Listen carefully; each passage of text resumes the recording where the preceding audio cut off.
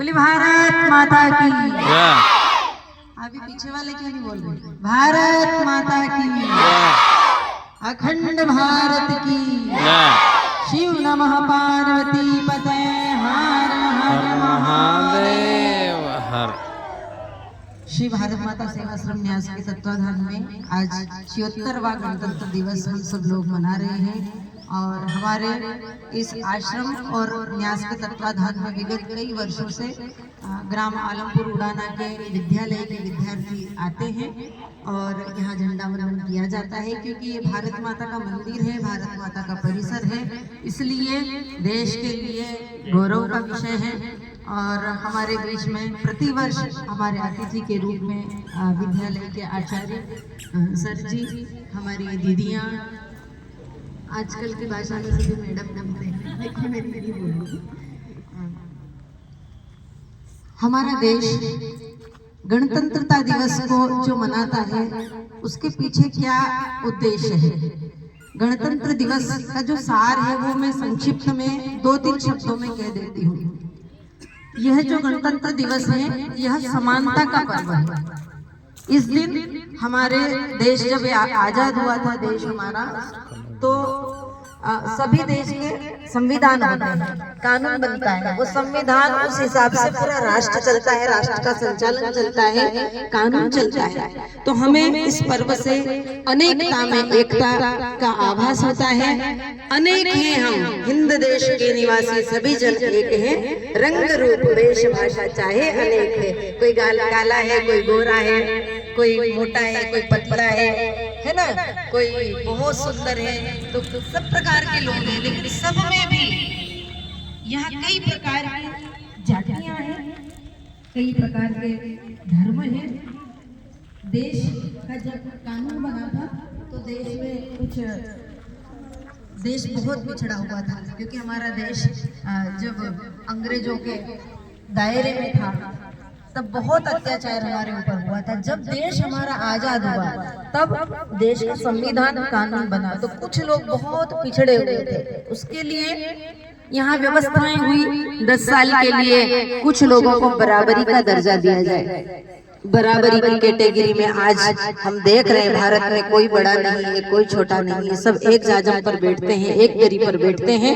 भारत के संतों का भी बहुत योगदान है, भारत के उन बलिदानियों का बहुत योगदान है, उन नेताओं का भी उस समय आज देश इस स्थिति पे पहुंचा है, इसके पीछे बहुत कुछ करना पड़ा होगा। जब देश आजाद हुआ होगा, देश में रोड नहीं होंगे, लाइट नहीं होगी, कुछ भी सुविधा नहीं थी, लोग जानवरों की भांति ही रहते थे, कुछ भी सुविधा नहीं थी, इसलिए क्या करें, अभाव में वैसे ही रहना पड़ता था। लेकिन बहुत कुछ किया, उन सभी आज बलिदानियों को हम याद करते हैं और एक ही सूत्र हम यहाँ से लेकर के जाएं कि हम जीवन में एक रहें, क्योंकि जब हम बढ़ते हैं ना तो कट जाया करते हैं, देश पर अतिक्रमण आक्रमण हुआ करता है।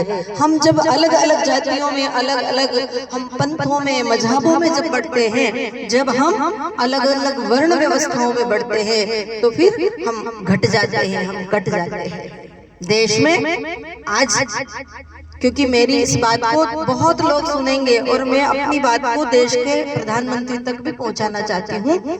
देश में बहुत आवश्यकता है जनसंख्या नियंत्रण कानून होना, क्योंकि अब चीन का भी रिकॉर्ड टूट जाएगा। भारत में बहुत लोग हो गए हैं, इसलिए सभी धर्मों के लिए एक ही कानून हो। देश में जब 2 कानून होते हैं अलग अलग धर्मों के लिए तो उससे हम अल्पसंख्यक हो जाते हैं और ये ठीक नहीं है, क्योंकि देश में रहने वाला हर व्यक्ति बराबर है। मैं तो कहती हूँ, लोग मुझसे पूछते हैं कि हिंदू कौन है, तो मैं कहती हूँ ये देश हिंदुस्तान है, ये देश भारत है। इसमें रहने वाला हर एक व्यक्ति, चाहे वो मुस्लिम हो, चाहे वो ईसाई हो, चाहे किसी धर्म को मानता हो, लेकिन जब भारत माता के यहाँ रहकर, इस धरती पर रहकर यहाँ का जल पीता है, यहाँ की वायु को ग्रहण करता है, यहाँ का अन्न खाता है, तो वो हिंदुस्तानी, वो हिंदू क्यों नहीं है?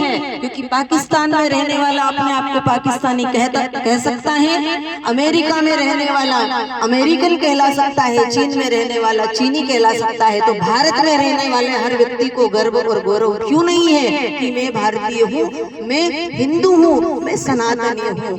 हमारा किसी से कोई वेर नहीं है, हम सब एक हैं, हमारी सबके पिता हमारे एक हैं, हम उनकी संतान हैं। भारत माता को बांटे नहीं और अखंड भारत की जय आज पुनः बोल करके संकल्प लेंगे कि भारत हमारा अखंड भारत के रूप में हम देखना चाहते हैं, जो भारत माता खंड खंड टुकड़े हुए हैं। एक बात देश के युवाओं से भी मैं कहना चाहती हूँ, देश के युवा, भारत में सबसे अधिक युवा है, आप सब देश का भविष्य है। हमारे जो बुजुर्ग लोग हैं, वृद्ध लोग हैं, वो आशीर्वाद दाता है, उन्होंने बहुत कुछ दिया है। आज हम ये जो झंडा वंदन कर रहे हैं ना, ध्वजारोहण, ये उन्हीं की देन है। अगर वो नहीं होते, वो नहीं सिखाते, हम कुछ नहीं करते।